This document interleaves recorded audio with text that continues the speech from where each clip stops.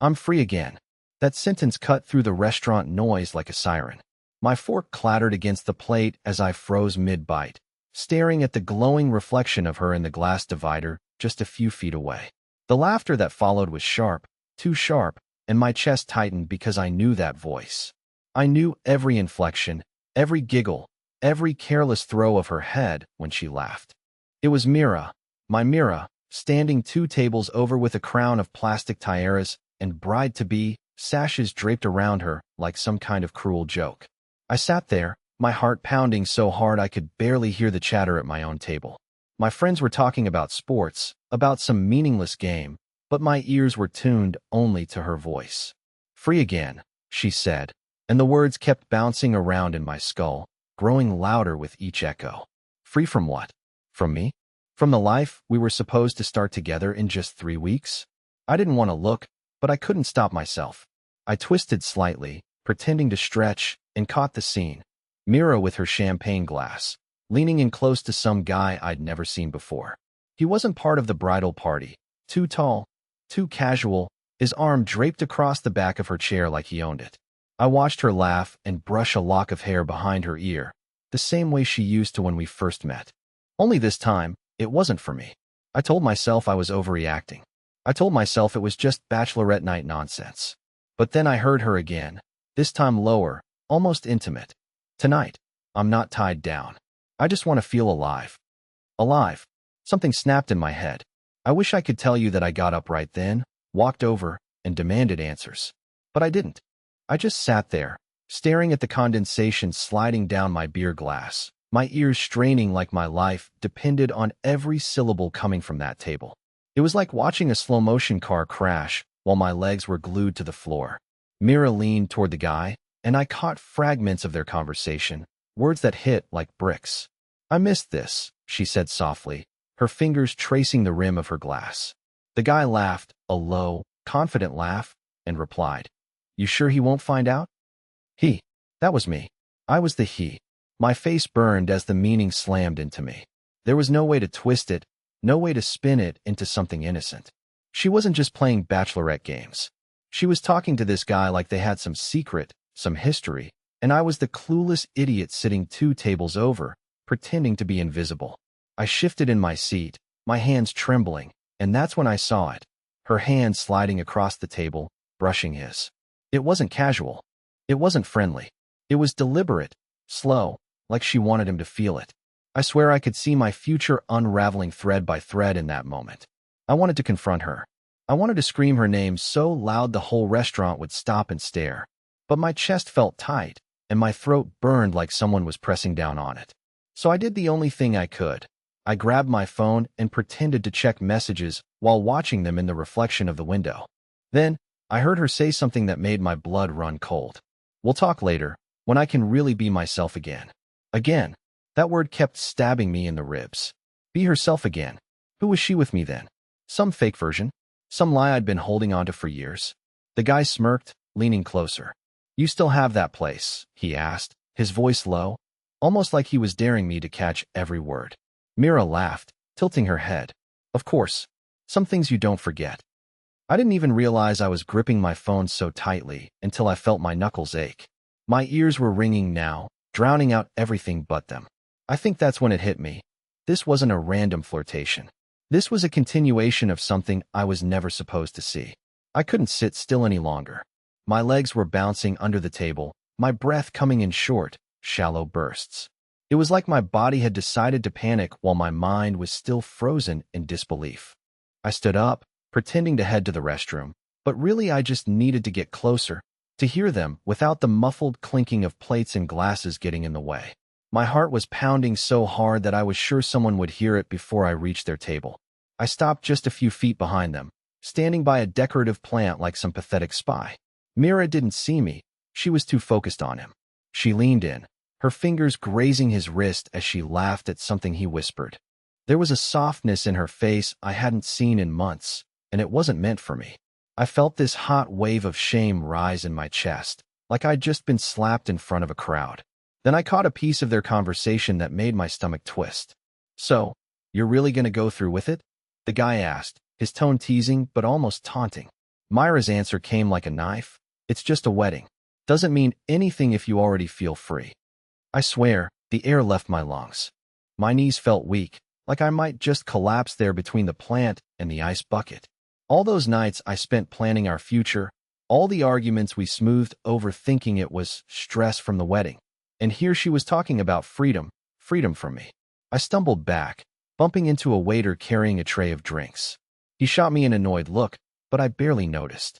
I ducked into the hallway leading to the bathrooms, gripping the wall for support.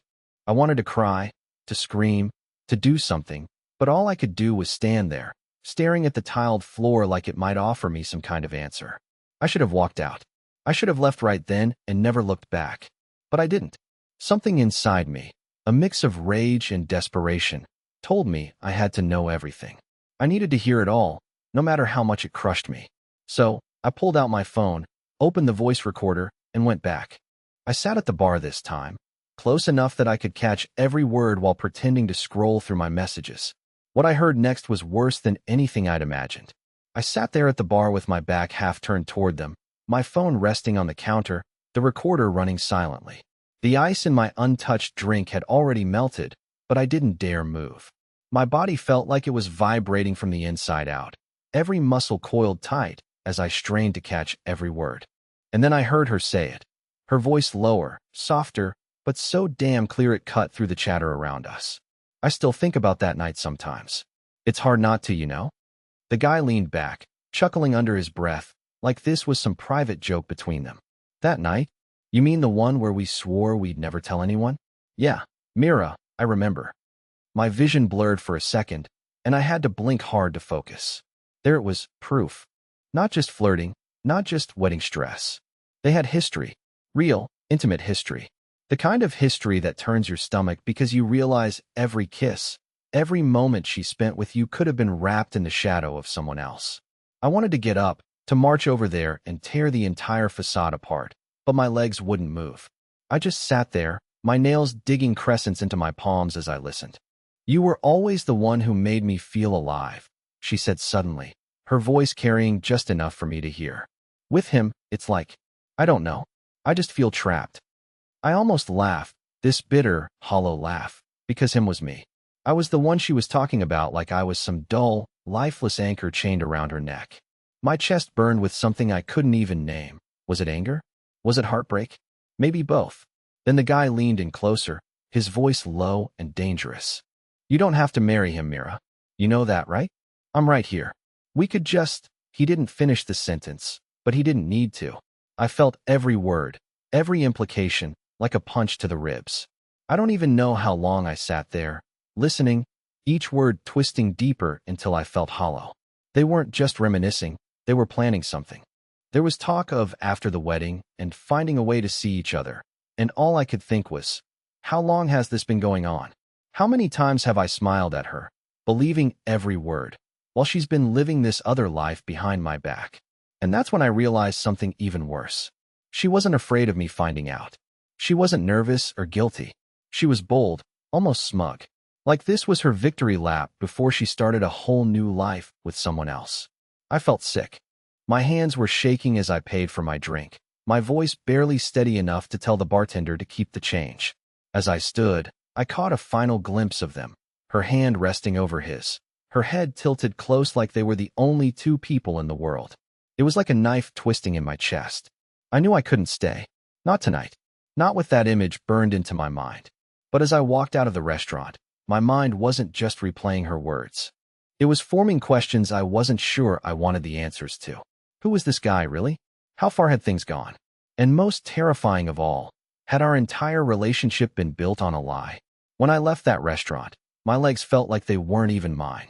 It was as if I was walking through fog, my mind replaying every single second of what I had just heard, analyzing her voice, his laugh, their casual intimacy. I walked around the block twice before I realized I was gripping my car keys so hard that the metal was biting into my skin. I sat inside my car for almost half an hour, staring out at nothing, wondering how my life could feel so broken yet look completely normal from the outside. But I couldn't go home. I couldn't just sit there in the silence of our apartment, staring at her photos on the wall, pretending I didn't hear the truth. I needed more. I needed to know who he was, what they were planning, how far this went. So I did something I never thought I'd do. I waited. The restaurant buzzed with life while I sat across the street, engine off, my breath fogging up the windshield.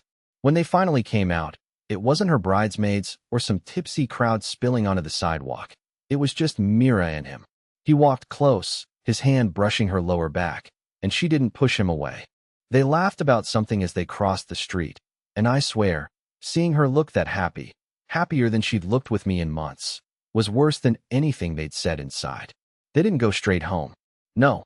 I watched them walk past the parking lot and down the street like they had all the time in the world, like the universe was theirs alone. My gut told me to follow, even though every part of me knew I was about to see something I'd never be able to forget. I kept my distance, my heart pounding so hard it felt like a drum in my ears. I followed them for 2 blocks, weaving through the shadows, my mind flashing with every terrible scenario. Were they going to his place? Was this what she'd been hiding from me for months? I remember my hands shaking so bad, I almost dropped my phone when I saw them stop in front of a small cafe. Closed, the lights off, but clearly a place they knew well.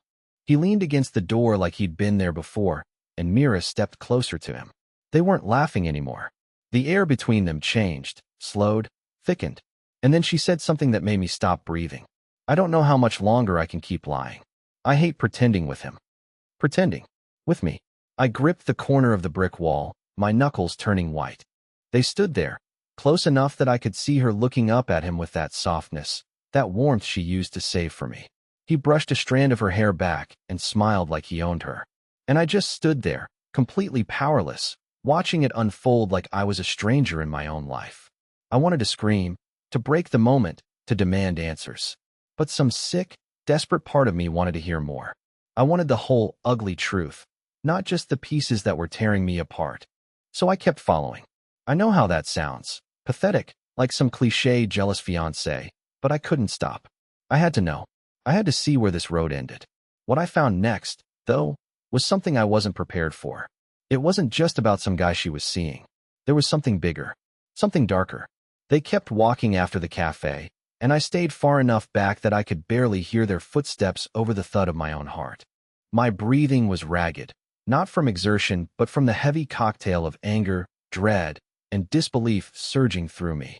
We passed quiet shops, darkened windows reflecting our ghostly shadows, until they finally stopped at a small parking lot tucked between 2 old brick buildings. He leaned casually against a black SUV, one hand shoved in his pocket, the other still grazing her arm, as if he'd earned the right to touch her like that. I stood across the street, half hidden behind a row of newspaper boxes, my chest tightening as I studied him. Something about his face struck me, though I couldn't place it at first. He wasn't just some random stranger. His smirk, the way his jaw clenched when he laughed, it was familiar in a way that made my stomach twist. I had seen him before, and when I realized where, it almost knocked me off my feet. He was her coworker. Not just any coworker, the guy she'd always referred to as just a friend from work, the one she'd once rolled her eyes about because he was so full of himself. I remembered her mentioning his name offhandedly, like he was just another person in the background of her life. But now, watching them together, I could see that he wasn't background anything. He was front and center, and she was letting him be. I wanted to storm across the street and rip the smug look off his face. I wanted to scream at her for lying to me every time she smiled and said, "It's nothing, Tobias. You're overthinking." But I stayed frozen, because I knew if I confronted them now, I'd be doing it blind. I needed more than anger. I needed the truth laid bare, every filthy piece of it, so there would be no room for excuses. Then, as if fate wanted to twist the knife, I watched him lean in, whisper something I couldn't hear, and Mira smiled. This slow, secretive smile I hadn't seen directed at me in what felt like forever. She glanced around, probably to make sure no one was watching. That's when I realized what was about to happen. I pulled out my phone again, my hands shaking so badly I almost dropped it. I zoomed in through the camera lens, the screen glowing faintly as I captured every second. It wasn't just paranoia now, it was evidence. And right there, in that dimly lit parking lot, I caught her kissing him like I never existed. It wasn't a quick peck or a drunken mistake. It was deliberate. It was full of everything I thought she'd been saving for me. I wanted to throw up. My knees nearly buckled, and I had to press my hand against the cold metal of the newspaper box to keep from collapsing. Everything around me blurred. I couldn't hear the passing cars or the faint hum of a streetlight overhead. All I could hear was her laugh, her voice, her betrayal replaying in my head like a broken record. But then something even more disturbing happened. After the kiss, she pulled back and said, "We can't talk here. You know he'd kill me if he knew." Kill me. The words punched through my haze of heartbreak, yanking me back into reality. What the hell did she mean by that? Kill her? Was she talking about me? Or was this about something bigger than just cheating? I suddenly realized I had stepped into something I didn't fully understand. This wasn't just about infidelity anymore. There was a weight in her voice when she said it. Fear, or maybe guilt. Either way, I knew I couldn't walk away now. Not when I was this close to the truth. I didn't sleep that night. I drove home with my mind spinning, the image of her kissing him carved into my skull like it was burned there. Every time I closed my eyes, I saw her smile, the one I thought belonged to me, and it made my chest feel hollow. I stayed up on the couch, staring at the ceiling, my phone on the table next to me, playing the recording I'd made of their conversation over and over again until the words started to sound like static. Kill me if he knew. That line wouldn't stop repeating in my head. I tried to convince myself she meant it as a joke, something stupid to say to make the moment seem more forbidden or exciting. But there was no laughter in her tone. There was weight there, and it made my gut twist. What was she hiding? And why did it sound like more than just an affair? By morning, my nerves were raw. I could hear my own heartbeat in the quiet apartment as I made coffee I didn't even drink. I wanted to confront her, but she wasn't home. She'd texted me the night before saying the party was running late and she'd stay with her cousin. Another lie, one I didn't even have the energy to call her out on. I just wanted answers.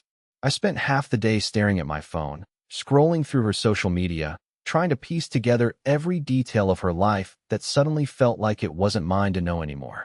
That's when I saw him. The guy.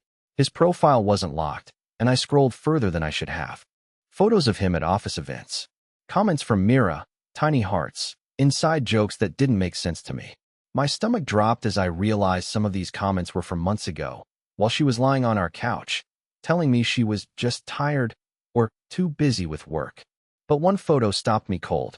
It was him, standing outside a small house, the same SUV I'd seen last night parked in the driveway. And there, in the background, was Mira, laughing, holding a drink, leaning against him like it was the most natural thing in the world. It wasn't from last night. This was from weeks ago. I felt this surge of nausea, a kind of heartbreak, so deep it burned. This wasn't some impulsive mistake. It had been going on long before I even started suspecting. How long had I been the fool? I didn't tell anyone, not my friends, not my family. I couldn't. The shame was too heavy. But I knew I had to see it for myself. I had to know what she was doing when I wasn't around. So I drove to that address, the one from his photo. My hands were sweating on the steering wheel the whole way.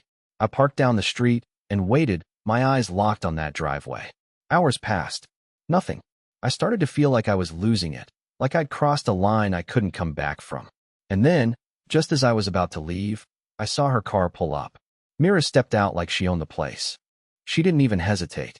She just walked up to the door, punched in a code on the keypad, and let herself in. My heart felt like it was tearing itself apart. This wasn't just a fling. This was her second life, the one she had built while I was sitting at home waiting for her. I gripped the steering wheel so hard my knuckles turned white. I was shaking. My thoughts were all over the place. Anger, heartbreak, confusion. I didn't know what to do, but I knew I couldn't just drive away this time. I had to know what was happening inside that house. I don't even remember getting out of the car. One moment I was gripping the steering wheel so tight it felt like it would break, and the next I was standing on the sidewalk, my legs trembling as I stared at that house. My entire life had narrowed to this one moment. The moment I'd find out if everything I believed about Mira, about us, was just a lie. I walked up to the front door, my hand hovering over the bell, my heart hammering like a war drum. I wanted to scream, to demand answers, but something in me told me to hold back, just for a second. Instead, I knocked. The sound was softer than I intended, almost timid, like I was afraid of the truth. When the door opened, I expected anger, guilt, something ugly on her face. But what I saw stopped me cold. Mira looked startled, sure, but not ashamed. Her eyes widened, And for the first time in weeks, I saw something I hadn't seen in her eyes when she looked at me. Fear of losing me. Tobias? What are you doing here? She said, her voice trembling. I could ask you the same thing. I shot back, my voice cracking despite the rage I'd been building. What's going on with you and him? She glanced behind her, then stepped outside, closing the door softly. Tobias, you're wrong about this. It's not what you think. I wanted to laugh, to tell her I'd seen enough to know exactly what it was, but something in her voice, raw, almost pleading, made me hesitate. Then tell me, I said, my voice lower now. Tell me why I just watched you kiss another man. Tell me why I've been feeling like I don't even know you anymore. She took a shaky breath, tears starting to gather in her eyes. I should have told you sooner. That man, Eli, he's not what you think. We were engaged once, years before I met you. He wasn't good for me. He's been trying to get me back, and I've been trying to end it for good. Last night wasn't what it looked like. I was scared, Tobias. I wanted to tell you, but I didn't want to bring that part of my past into our life. I was trying to handle it on my own, and I made a mistake letting him get this close again. I just stood there, stunned, my anger faltering. I didn't know whether to believe her, but when she looked at me, really looked at me, I saw the woman I fell in love with. The way her hands shook, the tears she didn't even try to hide, it didn't feel like a performance. I don't want him, Tobias. I want you. I've been a coward, thinking I could keep my past buried without hurting you. But if you'll let me, I'll fix this. I'll block him, change my number, whatever it takes. I can't lose you over this mistake. I didn't answer right away. My chest ached with a mixture of relief and pain. I wanted to believe her. I wanted to trust that this nightmare wasn't as dark as I thought. And maybe, just maybe, I still loved her enough to try. I nodded slowly. This can't happen again. No more secrets. No more lies. She stepped closer, her hands trembling as they rested against my chest. No more. I swear. We stood there on that quiet street, the world around us fading as I wrapped my arms around her. It wasn't perfect, it wasn't even close, but for the first time in weeks, I felt like we weren't broken beyond repair. That night, we drove home together, and for once, we talked. Really talked. About her past, about my fears, about the cracks that had started to form between us long before this night. It wasn't easy, but maybe that's the point. Relationships aren't about being perfect. They're about being willing to fight for each other, even when the world feels like it's falling apart. And for the first time, I felt like maybe, just maybe, we were strong enough to fight.